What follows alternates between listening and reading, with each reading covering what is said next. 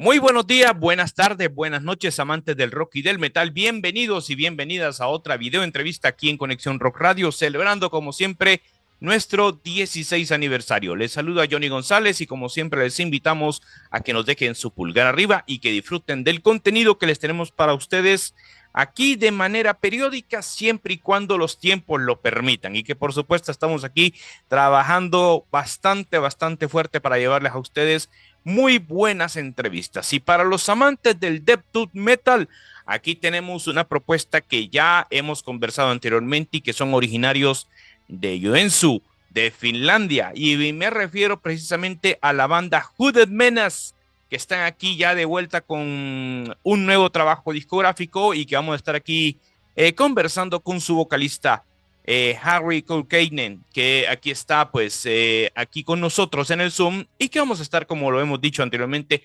conversando. Así que pónganse cómodos, amantes del Doom Death Metal, y por supuesto les invitamos desde ya a que disfruten la propuesta de Hooded Menace. Harri, nice to meet you again. So many years that we had our last talk about the previous work, the Tritonus Bell, and now in this chance we share with the fans from Hooded Menace around the world about the new album. It's a big pleasure to talk again with you, and welcome. Thank you. Nice to be here. Start my interview with you. We had a new album, Lachrymose Monuments of Obscuratio. This is the 7th chapter in the history of Hooded Menace. What you say sets this album apart from the previous ones? I think this album continues the path we already took with the previous album, the Tritonus Bell. So now it's kind of we're redefining getting deeper into the elements that we introduced with the last album. It's kind of a second chapter on our path towards the combining death metal, death doom, and 80s heavy metal. It's very interesting. I must to say to you, congratulations. This album will be another winner and easily another releases for the best from 2025. This release appears again under the label Season of Mist. I want to know, my dear Harri, what expectation do you have regarding this album reach and national and international reception? I'm pretty confident with it. So given that the Tritonus Bell was so well received, and this is, I think, in my opinion, this is even better. So I think it should be quite positive. But of course, there are lots of, and I can understand that there are lots of fans that have been following the band from the very beginning, and it was the sound. Now it's on purpose, more polished sound and leaning more towards the big sound of the 80s heavy metal. So I can imagine that some fans may like the early stuff more because of the roughness and the sort of different approach to it. So I can appreciate that, no problem. But I think, in my opinion, this is like, for anyone who liked the last album, they should enjoy this one as well.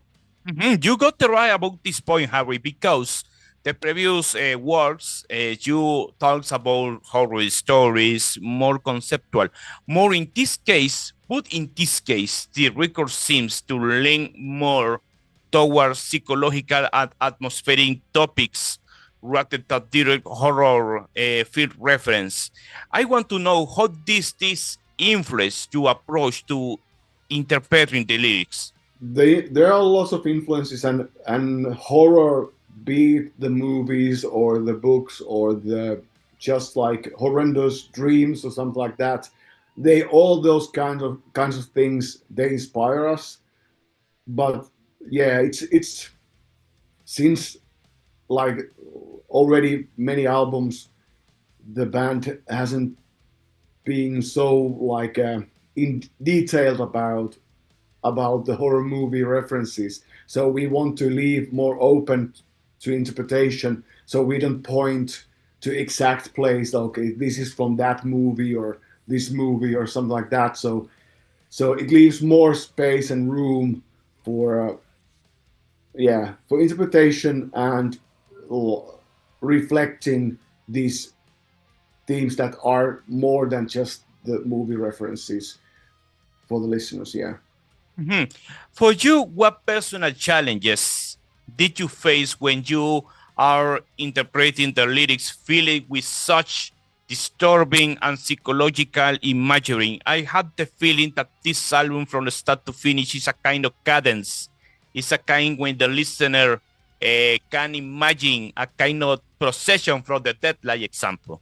I think that it's always with the lyrics, the challenge is to find a way to describe or to express those feelings in a way that suits with the music. I think it's because it's part of the music. I think the biggest challenge is always how to find the right words that actually work as an instrument, as a vocal instrument. So it's not just about poetry, it's also about the rhythm and such things. So I think that's the most challenging when writing the lyrics, is how to make them work with the music as well. By the way, the production was on charge on Heikki Martila, and mastering, by the way, by Jaime Gomez Arellano. How do you feel this technical thing helped in shape this final song? As Heikki was doing the mix, and also the drum sessions were done at the same studio where Heikki was, and the studio is located in the hometown of our songwriter and guitar player Lasse, who's also like a producer, main producer of the album. So the thing that was that he could participate in the studio while doing the mix, compared to for example, the last one when the mix was done by Andy LaRoque, and it was done in a different country than we were in. So we had to kind of wait him to send his proposals of the mix and stuff like that. So now Lasse could be there in present and do the adjustments like on real time. So I think this time they got even more into the detail level, and Lasse could be in the process on every stage of the process with the person who's mixing the album. Previously, that you mentioned Hooded Menace managed the intuitive balance at the traditional death doom metal with a strong 80s heavy metal influence. By the way, it's a kind of formula since the Tritonus Bell was a kind of change of sound, change of spirit, but keep the identity of the band. And by the way, the new album keeps the same formula or improve the formula in this case. How did that fusion reflect in your vocal style of the album? I don't know, change the style for you is a kind of challenge, or you take more easier this approach in the music from Hooded Menace? Yeah, like you said, the last album, Tritonus Bell, was already having those heavy metal influences, but I think now the extra stuff we got in were lots to do with the productional influences of some other 80s heavy metal albums. I think Lasse especially was influenced by the micropitch guitar sound, like Van Halen sort of guitar sound, and also like some albums like Black Sabbath's Headless Cross or Tyr, like these late 80s big heavy metal sound, and also some other albums that weren't that present like as an influence before. So yeah, a little bit more productional influences now. Another point in this production is another artwork that Ben Coster has done again with you, that evokes the imagery of the Knights Templar. What does visual continuity means to you at this point in this part of the history of the band? Well, I think as it kind of became the thing for the band from the beginning, and the Templars started to play a role of a mascot or something like that. Now it's we kind of have the idea that every album should have the reference to that time and those movies as well. There's always one song that has this blind dead references in it, and there's also one song on this album as well that has the reference to the blind dead movies. The album have a lot of highlights, like example, Pay Masquerade is the songs that get more attention in the classical song from Hooded Menace. Riffs is the main ingredient. By the way, it's a perfect to feed a kind of cinematic video. Highlights Portrait Without Face. It's a big surprise that the fans enjoy hear a kind of cello. It's a kind of experimental that renewal your song. Lugubrious Dance is a mix of dual traditional heavy metal.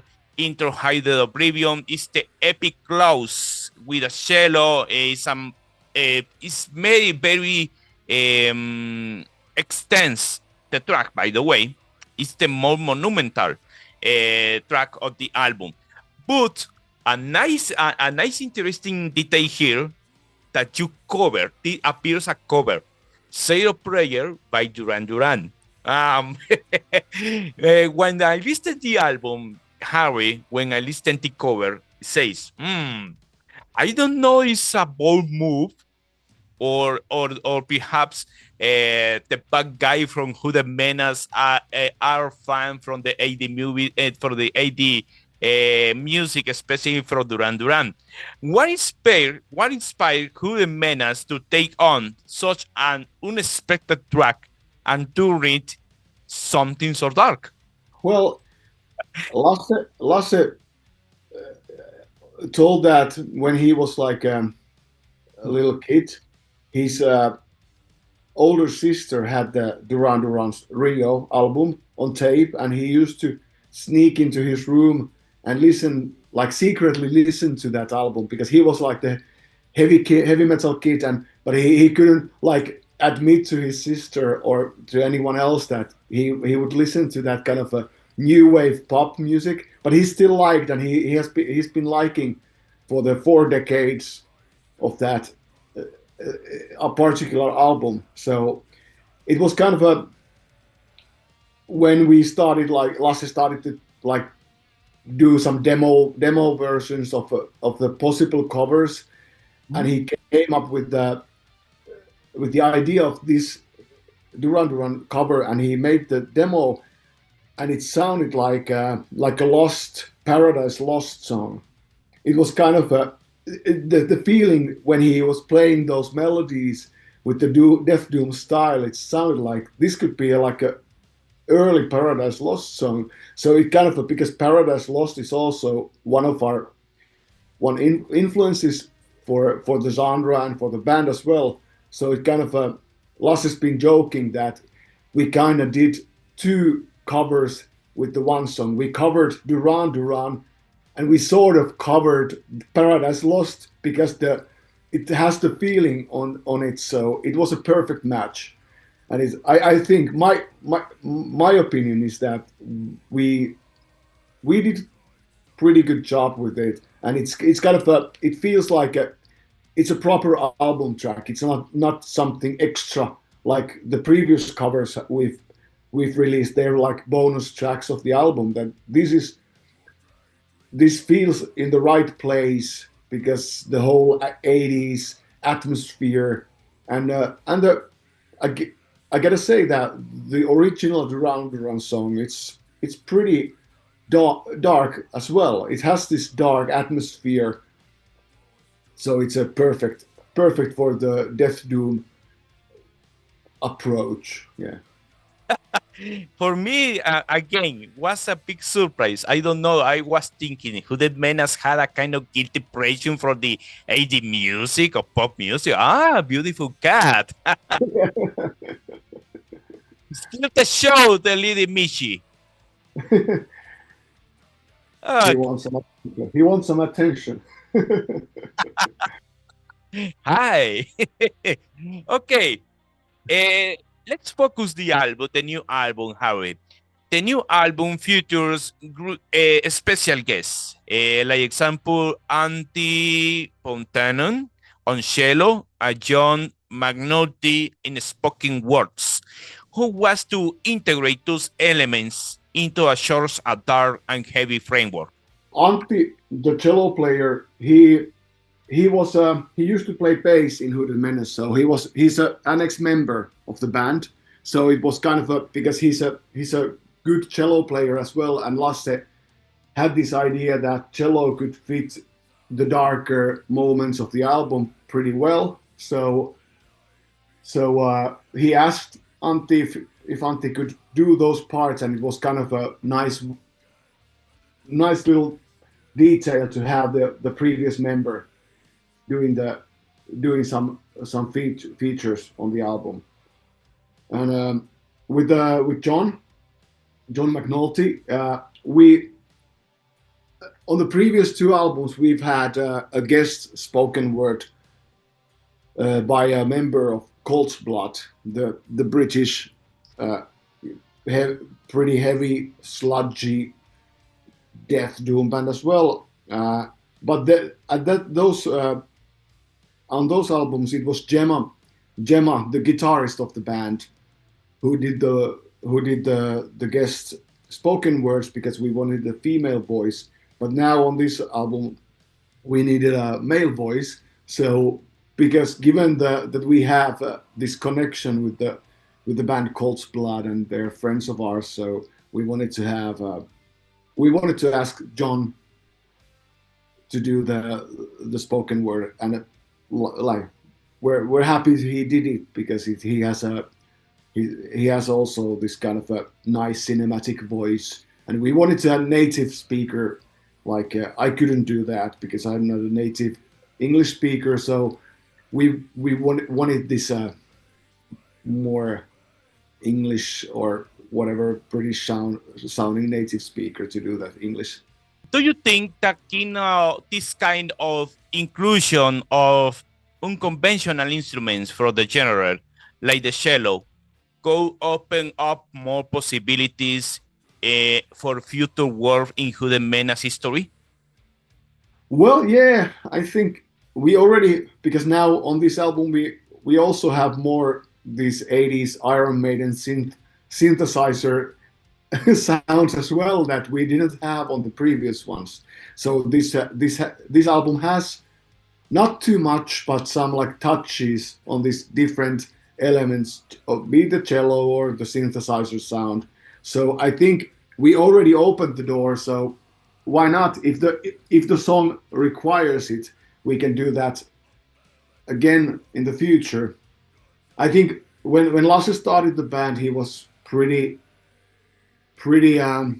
strict with the idea that it has only these guitars and bass and drums, nothing else, like just bare bones death doom. But we've come pretty far from there, like and I think he didn't foresee the 80s heavy metal sound coming to the band, so he didn't foresee even this kind of synth or other elements as well. So I want to know how important over the years, over the history that Hooded Menace starts since 2007, when you released Fulfill the Curse in 2008. How important was for the band to preserve the essence of classic death metal while still experimenting with new textures and elements. Since the Tritonus Bell, when you mentioned previously, the band have enjoyed a new evolution, a kind of second youth, by the way. How do you feel that this musical evolution apports now in the sound of Hooded Menace? Well, because I wasn't a member in the early stages of the band, because obviously on the first album it was Lasse only doing the music. But what I think about it is that when the band started, it was more about doing the classic sound, but with a even more like a on point sort of approach to the Death Doom sound, like doing the best sort of a best Death Doom there can be, given the history of the genre. But ever since, the band still like evolved a little bit, like on the I think the Darkness Strip's fourth album, it was like really even like really slow and different kind of a Death Doom approach. And now this more pedal to the metal sort of heavy metal. It's a new way of looking the Death Doom. So yeah, the first albums were like solid Death Doom core, and making it as good as possible. And then the albums after that have been like leaning on the different directions, like not too far, like you said, not too far to still have the sound of the band and still like have the Death Doom in the core, but like to find a new inspiration. It's I think it becomes to the, after all, it's about the inspiration, like what inspires us and what inspires Lasse in this case, because he's writing the songs. What inspires him as a musician? It's not like doing the same album formula over and over again, but it's kind of finding a new way to enjoy the stuff he loves. And yeah, and he's the result. He's a kid of the 80s, so that's where his love is. So now he's taking everything he can from there, like. And I think it's, as just a vocalist of the band, I think it's a good way, like, to see where it goes, because it's pretty. I feel it's not that many do that kind of thing in Death Doom. It can be pretty traditional in many ways, but how can you keep the tradition and still like find fresh blood in it? I think it's a tricky one, because it's such a monumental genre.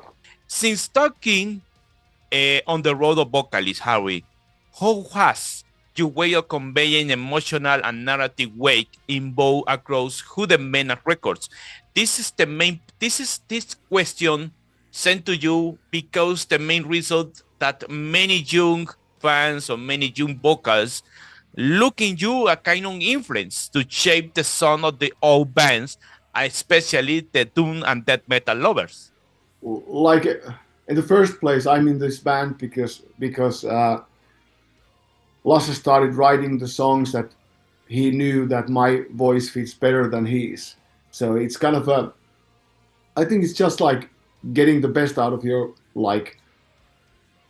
way of doing vocals and sounding yourself. I think that's the most important thing, that because if you try to sound someone else than what your voice is, it's not gonna sound good. I think that's it's always like you just have to do your own way of doing, because if you try to imitate someone like on purpose too much, it's gonna sound like pretentious. It's not gonna sound like real and true. I think that's the most important thing, is to kind of accept where you are with your voice. I wouldn't even try to do the same vocals as Lasse does, because he has pretty unique voice, and my voice doesn't work like that. And Lasse, he says the same thing with my voice. Yeah, it's my way of singing is different than his, and this is why, because he wants that kind of vocals now in the band. So yeah, I think that's the most important to do is to find your own way and like do it from that perspective, from that point on. Yeah. Hooded Menace are nearing 2 decades in the metal scene around the world.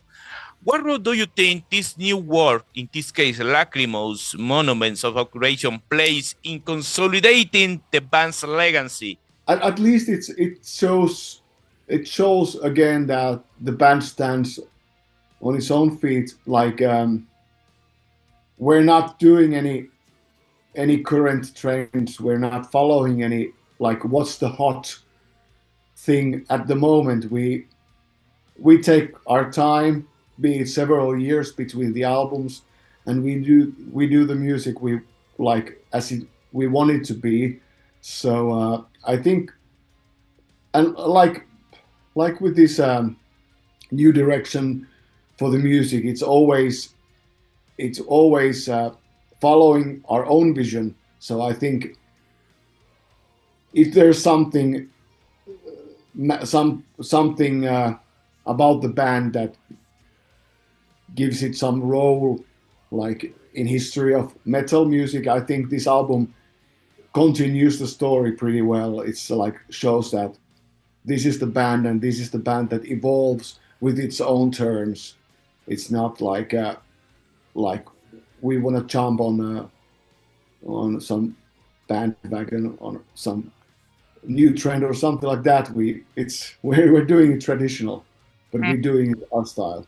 Bueno, damas y caballeros, pues ustedes han escuchado aquí esta interesante entrevista con Harri Kuokkanen de la banda Hooded Menace, y como lo hemos dicho, pues les invitamos para que puedan comprar y que puedan obtener ya en físico y que escuchen en digital y que apoyen a la banda Lachrymose Monuments of Obscuratio, que es el nuevo trabajo que va a salir en CD, va a salir también en vinilo para la gente que le gusta el vinilo, y por supuesto que disfruten de esta interesante propuesta de Doom Death Metal que viene de nuevo a conquistar el gusto y el favor de miles de fans en todo el mundo. Soy Johnny González. Estas fueron las entrevistas internacionales en Conexión Rock Radio, pendientes de la próxima de nuestra serie, y como siempre les decimos a todos ustedes, en donde quiera que nos estén viendo, que el rock y el metal no falten siempre en su dieta diaria. Que la pasen muy bien.